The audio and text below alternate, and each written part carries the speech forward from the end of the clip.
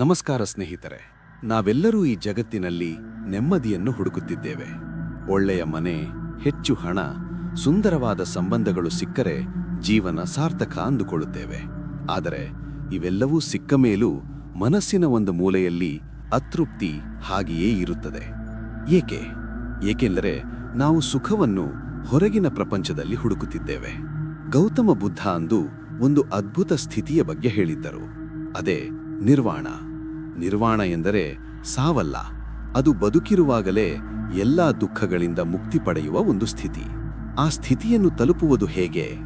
ಸತ್ಯ ಕೇಳುವ ಜಿಜ್ಞಾಸೆ ಇದ್ದರೆ ಮಾತ್ರ ಈ ವಿಡಿಯೋ ಪೂರ್ತಿ ನೋಡಿ. ನಿರ್ವಾಣ ಎಂಬ ಪದದ ಅಕ್ಷರಶಃ ಅರ್ಥ ಆರಿಸುವುದು ಅಥವಾ ತಣ್ಣಗಾಗಿಸುವುದು ಎಂದು. ಒಂದು ದೀಪದ ಜ್ಯೋತಿಯನ್ನು ಆರಿಸಿದಾಗ ಅದು ಎಲ್ಲಿಗೆ ಹೋಗುತ್ತದೆ?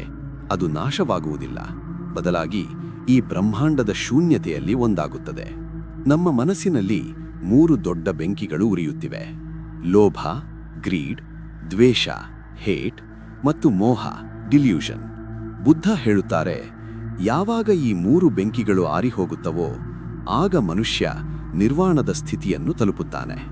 ನಿರ್ವಾಣ ಎಂದರೆ ಯಾವುದೋ ಸ್ವರ್ಗಕ್ಕೆ ಹೋಗುವುದಲ್ಲ, ಅದು ನಿಮ್ಮ ಮನಸ್ಸಿನ ಒಳಗಿರುವ ಗೊಂದಲಗಳನ್ನು ನಿಲ್ಲಿಸಿ ಸಂಪೂರ್ಣ ಮೌನ ಮತ್ತು ಶಾಂತಿಯನ್ನು ಅನುಭವಿಸುವುದು. ಹರಿಯುವ ನದಿ ಸಮುದ್ರವನ್ನು ಸೇರಿದಾಗ ತನ್ನ ಗುರುತನ್ನು ಕಳೆದುಕೊಂಡು ತಾನೇ ಸಮುದ್ರವಾಗುವಂತೆ ಮನುಷ್ಯ ತನ್ನ ಅಹಂಕಾರವನ್ನು ಬಿಟ್ಟಾಗ ನಿರ್ವಾಣವಾಗುತ್ತಾನೆ. ಇವತ್ತು ನಮ್ಮ ಜೀವನ ಹೇಗಿದೆ ನೋಡಿ. ನಾವು ಆಸೆಗಳ ಬೆನ್ನತ್ತಿ ಓಡುತ್ತಿದ್ದೇವೆ. ಒಂದು ಆಸೆ ಪೂರೈಕೆಯಾದ ತಕ್ಷಣ 10 ಹೊಸ ಆಸೆಗಳು ಹುಟ್ಟಿಕೊಳ್ಳುತ್ತವೆ. ಈ ಚಕ್ರಕ್ಕೆ ಕೊನೆಯೇ ಇಲ್ಲವೇ? ಬುದ್ಧನ ಪ್ರಕಾರ ಆಸೆಯೇ ದುಃಖಕ್ಕೆ ಮೂಲ. ನಿರ್ವಾಣ ಎಂದರೆ ಎಲ್ಲವನ್ನೂ ಬಿಟ್ಟು ಕಾಡಿಗೆ ಹೋಗುವುದಲ್ಲ.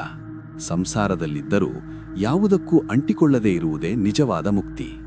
ನೀವು ಗೆದ್ದಾಗ ಅತಿಯಾಗಿ ಹಿಗ್ಗದೆ, ಸೋತಾಗ ಅತಿಯಾಗಿ ಕುಗ್ಗದೆ ಸಮಚಿತ್ತದಿಂದ ಇರುವುದನ್ನು ರೂಢಿಸಿಕೊಳ್ಳಿ. ನಿರ್ವಾಣ ಎನ್ನುವುದು ದೂರದ ನಕ್ಷತ್ರವಲ್ಲ, ಅದು ನಿಮ್ಮ ಅರಿವಿನಲ್ಲಿದೆ. ಯಾವಾಗ ನೀವು ನಾನು ಎಂಬ ಭಾವನೆಯಿಂದ ಹೊರಬರುತ್ತೀರೋ ಆಗಲೇ ನಿಮಗೆ ಈ ವಿಶ್ವದ ಪರಮ ಸತ್ಯ ದರ್ಶನವಾಗುತ್ತದೆ. ಈ ಕಟು ಸತ್ಯವನ್ನು ಅರಗಿಸಿಕೊಳ್ಳಿ. ನಾವು ಸಂಗ್ರಹಿಸುವ ಯಾವುದೇ ವಸ್ತು ನಮ್ಮ ಜೊತೆ ಬರುವುದಿಲ್ಲ, ಆದರೆ ನಾವು ಗಳಿಸಿದ ಶಾಂತಿ ನಮ್ಮನ್ನು ಉನ್ನತ ಸ್ಥಿತಿಗೆ ಕೊಂಡೊಯ್ಯುತ್ತದೆ.